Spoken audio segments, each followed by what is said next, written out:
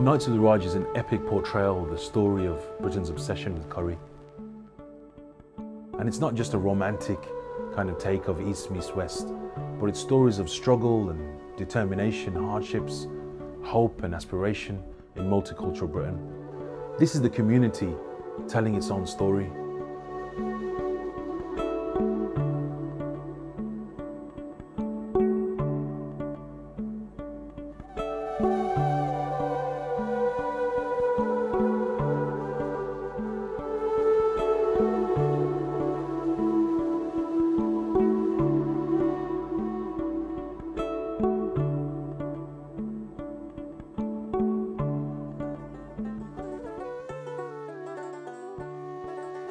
It was just through listening I heard amazing tales of, when they came to this country and how they had to struggle and work hard for what they had.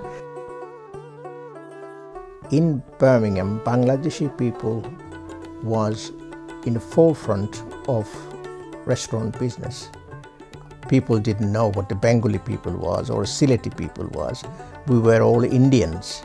And so if anything, we open a restaurant, we usually give a name like Bombay, which is known to everybody, or Taj Mahal, which is known to everybody, English people.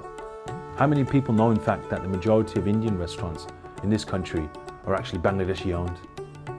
We wanted to honour the legacy of our forefathers with this project, in how their efforts pretty much transformed British cuisine as we know it.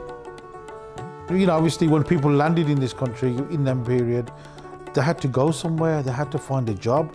The people that were educated that were coming here, they did waitering and that. The people who come from the villages, maybe they probably worked in the kitchen, they got a job as a chef. The good thing about it was a good community spirit in them days. It didn't matter where you were from, it didn't matter what caste you were from. As long as you were from Bangladesh, you were from this village or that village, it didn't matter, we're all Bengalis, we're all brothers here. My first recollection of Indian restaurants, I worked in a butcher's in Gooch Street in Birmingham. And from then I used to deliver to them. The chef would show me different ways to cook a curry sometimes for me. And I just loved the food. So from then on it was just a love, wasn't it? With the whole community. আমরা staff হইবার আগে আমি যতটুকু পারতাম আমরা সাথ দিলাইতাম Huber টুবার মারা বাজো করা এই সময় এই মানে ফাস্ট ফুডের যে দোকান ওগুলো ইতা ইংলিশর ইতা আছিল না খুব কম আছিল এর লাগি লাঞ্চও খুব বেশি খানি হইতো 26 3 course lunch.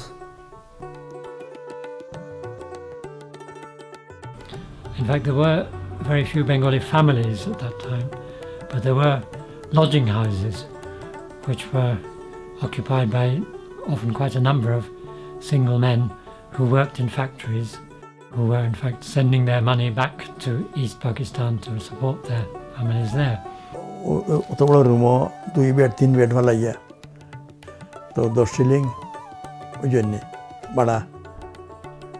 About 25 years ago, I'd sit here on table number 16 and my dad used to sit just over there.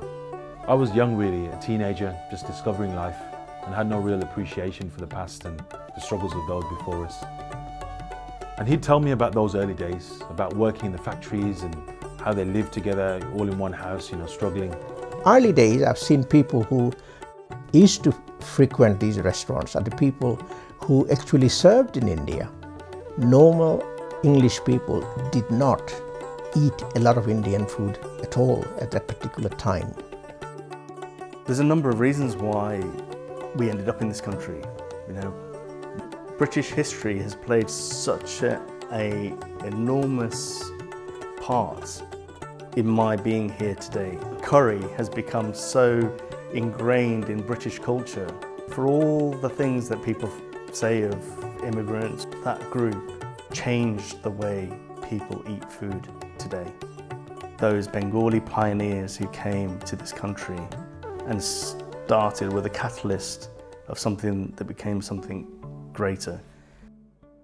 People who, in many cases, literally jumped ship in England from a poor place, Bangladesh as it is now, from a poor part of that poor place, Sylhet, arrived in the heart of the empire and built a multi-billion pound business, employing hundreds of thousands of people, and more importantly, became central to the culture of the very country which colonized their part of the world in the first place.